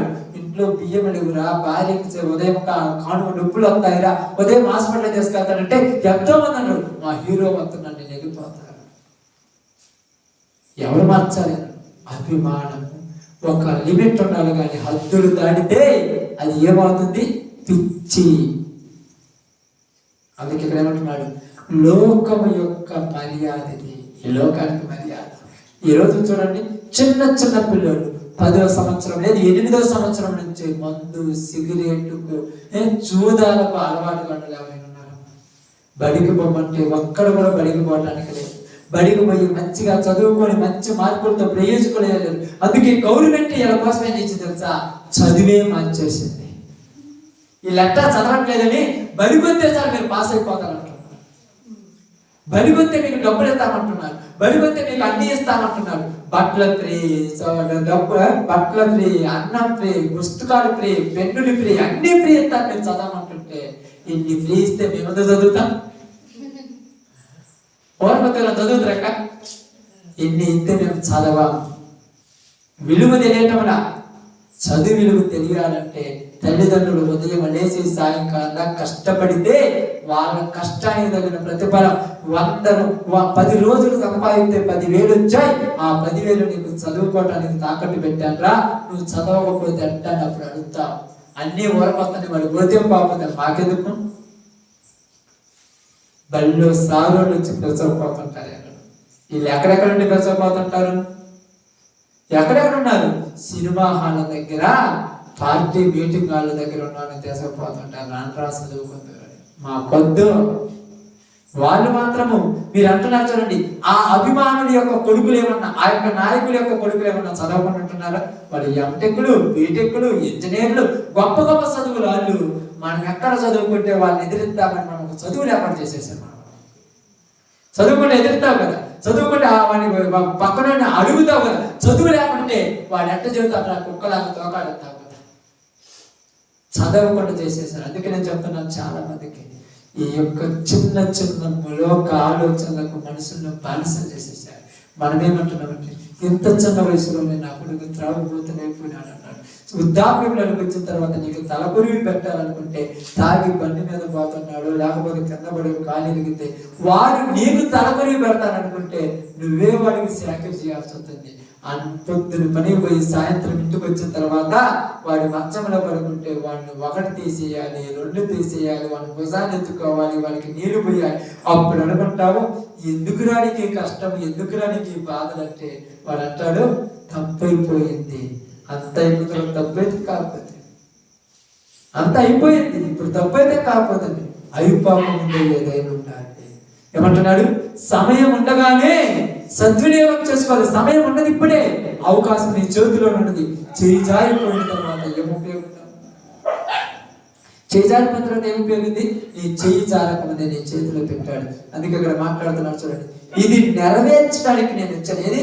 నశించిన దానిని వెలికి రక్షించడానికి వచ్చాడు. ఈరోజు అందరికీ చెప్తున్నాడు, మనముల గురించి తన గ్రంథంలో ఏమి రాసుకున్నాడు తెలుసా? ఏమి రాసుకున్నాడు తెలుసా? ఏమి రాసుకున్నాడు చెప్పండి అమ్మా, ముగించుకున్నాడు. ఏమి రాసుకున్నాడు? మీరు నిద్ర కూడా ఏమి రాసుకున్నారు చెప్పండి? దేవుడు మన గురించి ఏమి రాసుకున్నాడు? ఏమి రాసుకోలేదా? అసలు మన గురించి ఆలోచన లేదా దేవుడికి? ఏమి రాసుకున్నాడు? ఎఫ్ఎస్సీలకు రాసిన పత్రిక 2వ అధ్యాయం 10వ వచనం. మరియు వాటి యందు వాటి యందు మనము నడుచుకొనవలనని ముందుగా సిద్ధపరిచిన దేవుడు ముందుగా సిద్ధపరిచిన సత్క్రియలు చేయుటకై మనము క్రీస్తు యేసు మనము క్రీస్తు యేసునందు సృష్టింపబడిన వారిపై ఆయన చేసిన పని అయి ఉన్నాము. ఏమి చేయటానికి దేవుడు మనల్ని పుట్టించింది? సత్క్రియలు చేయటానికి. ఎవరైనా కనపడుతున్నారు సత్క్రియలు చేసేట్టు? ఎక్కడైనా కనపడుతున్నారు సత్క్రియలు చేసేట్టు? అంతా ఏ క్రియలు చేస్తున్నారు? అందరూ దుష్క్రియలు చేసే వాళ్ళే. సత్క్రియలు చేయలేదు. దుష్క్రియలు అంటే దుష్క్రియలు అంటే దుష్టుని సంబంధమైన క్రియలు. సత్క్రియలు అంటే సత్య సంబంధమైన క్రియలు. సత్య సంబంధం అంటే సత్యం అంటే వాక్యము. దేవునికి ఇష్టమైన క్రియలేమో సత్క్రియలు, దేవునికి నచ్చని క్రియలు దుష్క్రియలు. ఎవరికి నచ్చిన క్రియలు? దుష్టునికి నచ్చినవి. అందుకే యోహాను సువార్త 4వ అధ్యాయంలో ఒక మాట మాట్లాడతాడు. అక్కడ చూడండి, యోహాను సువార్తలో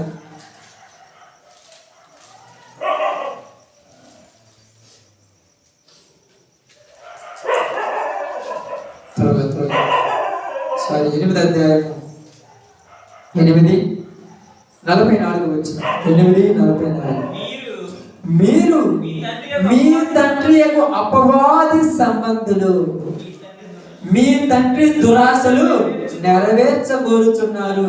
ఆది నుండి వాడు నరహంతకుడై ఉండి సత్యమందు నిలిచిన వాడు కాడు. వాడి యందు సత్యమే లేదు. వాడు అబద్ధమాడినప్పుడు తన స్వభావం అనుసరించి మాట్లాడును. వాడు అబద్ధికుడును, అబద్ధమునకు జనకుడునై ఉన్నాడు. ఎవరంటాడు? అబద్ధికుడు. ఈడు ఎప్పుడైనా నిజం మాట్లాడక ఎప్పుడే నిజం మాట్లాడుతున్నా యాడికి పోయినట్టే యాడికి కూడా ఏడదాకే తాగొచ్చినా చూస్తే కొడతారామా? నేను వ్యభిచారం పప్పలో తిరిగి వచ్చానంటే కొడతారా? పార్టీ మీటింగ్ పోయి తాగి పందిలాగా కొల్లి వచ్చినట్టు అంటారుగా. అబద్ధాలు ఆడుతున్నాడు. ఎందుకు అబద్ధాలు ఆడుతున్నాడంటే వాడి స్వభావమే అబద్ధాలు ఆడే బుద్ధి. వాడి బుద్ధి అంటాడు. అప్పుడప్పుడు అంటారు ఏంటంటే ఈడి మాటకి నేను నమ్మనే నమ్మను. ఏంటక్క అన్నది అంటున్నావు అంటే ఏమిటి ఇన్ని రోజులు పెళ్ళి అయితే ఏ రోజైనా నిజం చెప్పిన అడిగయ్యా? మరి ఏం చెప్పి నిజం చెప్పకుండా అన్ని అబద్ధాలు. ఎందుకు అబద్ధాలు చెప్పినంటే వాడి తండ్రి ఎవడు? అబద్ధికుడు, దుష్టుడు. వాడు నిజాలు చెప్తే ఏం నిజాలు చెప్పినాడు? నరహంతకుడు. ఇంకేంటంటాడు? వాడి తండ్రి దురాశ నెరవేరుతాడు. వాడికి ఒక దురాశలు. ఏంటి వాడి దురాశలు? ఏందాడు దురాశ? వాళ్ళ దురాశ తిట్టము, తాగటము, తిరగటము, తందనాలు ఆడటం అయ్యంటే పోయి ఇష్టం. కానీ మంచి మాటలు చెబుతుంటా యాడికి పోతున్నావు అంటే 10 మందిలో తిరగనేవా? 10 మందిలో ఏంటి తిరగాలి? నువ్వు ఏంటి తిరగాలమ్మా? పద్ధతిగా తిరిగితే మంచిదే. నీకు దండం పెడతారు. పద్ధతిగా తిరిగితే పోతే వచ్చాక తలకాయ నొప్పి చేస్తాడు. ఏం తిరుగుతూ పొయ్యేమన్నా సాధారణంగా వస్తున్నావా? పొయ్యేమన్నా సామాన్యంగా ఉంటున్నావా? అసలు వాడికి పోతే గొడవ పెట్టుకొని వస్తావో, గొడవ తెస్తావో, గొడవలకు వస్తావో. ఎవరు ఏది వేసుకుంటే నీకెందుకు? వాడు ఆ సొక్కేసుకున్నాడు, వాడి మీద గొడవ. ఈడి మాట మాట్లాడాడు, ఏది మీద గొడవ. ఈడి పాట పాడినాడు, ఏది మీద గొడవ. నీ బుద్ధి ఏమన్నా సక్రమైన బుద్ధే? నీ స్వభావం సక్రమైన స్వభావమా? ఏంటంటున్నాడు? వాడి స్వభావం బట్టి వాడు మాట్లాడు. వాడి స్వభావం అంటాడితే ఎప్పుడు గొడవలు కావాలి, తగాదలు కావాలి, పాపం కావాలి, ఆలోచనలు కావాలి. మంచి మాటలు ఏమన్నా ఉన్నాయా? సర్దుమణిగించే బుద్ధి ఏమన్నా ఉందా? ఆయన నిప్పుంటే పోయి కిరోసన కూర్చొస్తారు ప్రతి ఒక్కరు.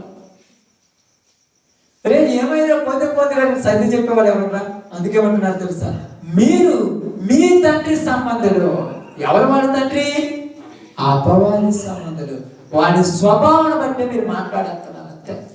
వాడి స్వభావం అంటే దురాశ నెరవేర్చే స్వభావం ఆడితే వాడి మంచి లక్షణాలు ఒక్కటైనా వాడి దగ్గర ఉన్నావు. మంచి ఆలోచన ఒక్కటి వాడి దగ్గర మరి ఏం మాట్లాడు? ఎవరు చెప్పాలి వీళ్ళ గురించి? అందుకే బైబిల్ గ్రంథం చెప్తుంది, ఈ లోక మర్యాదను అనుసరించద్దు. లోకం మర్యాద అంటే లోకం చెప్పినట్టు నడుచుకోవటం మర్యాద. అర్థమవుతుందన్నా? లోకానికి ఒక మర్యాద ఉంది. కానీ దేవుడు మనకేం చెప్పాడు తెలుసా? నా చిత్తం ఏదో పరీక్షించి తెలుసుకోండి. దేవుని చిత్తం అవుతుంది. మనిషిలాగా బ్రతికేది దేవుని చిత్తం, మనిషి జంతువులాగా బ్రతికేది దేవునికి విరోధం. లోక చిత్తం. లోకం అదే కదమ్మా. నలుగురు ఒకరిని గుర్తుంటే వాడు గొప్ప, అంతే కదా. నలుగురు ఒకరిని గుర్తురావని అంతే.